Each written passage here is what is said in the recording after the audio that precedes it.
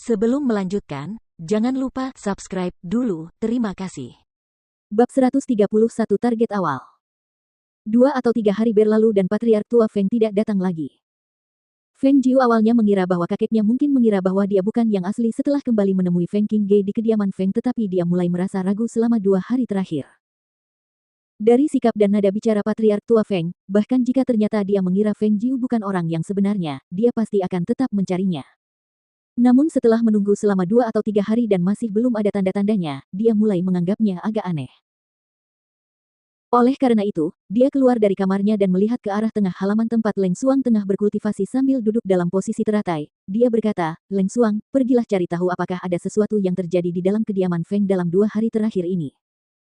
Ya. Meskipun Leng Xuang merasa sedikit bingung, dia tidak menyelidikinya tetapi langsung bangkit dan meninggalkan halaman. Feng Jiu kemudian keluar untuk duduk di dalam halaman, menunggu dengan tenang sampai Leng Xuang kembali dengan laporan.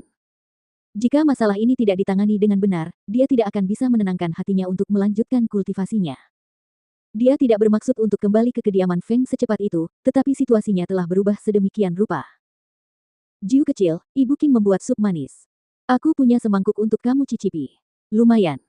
Guan Xilin datang sambil tersenyum, tangannya memegang semangkuk makanan penutup manis dengan hati-hati.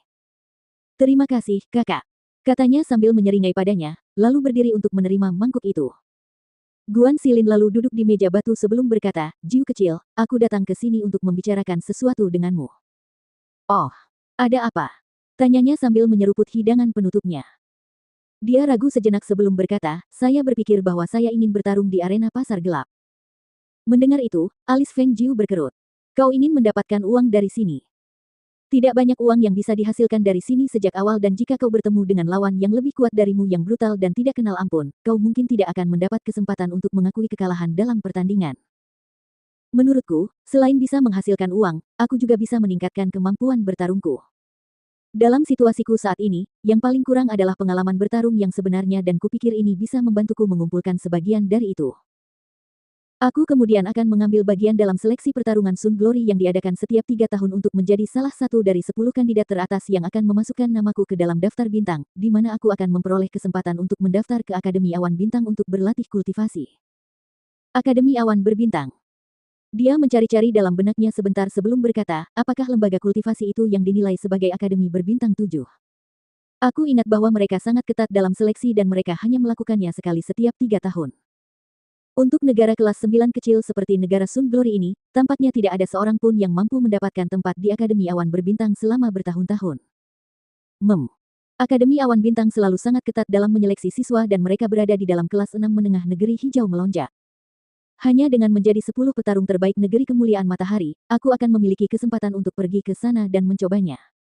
Meskipun aku tahu itu akan sangat sulit, aku tetap ingin mencobanya. Selain itu, dengan pindah dari negeri kemuliaan matahari, aku mungkin dapat menemukan ayahku di masa depan. Mendengar Guan Xilin mengatakan itu, dia mengangguk mengerti. Semua yang dikatakannya itu benar.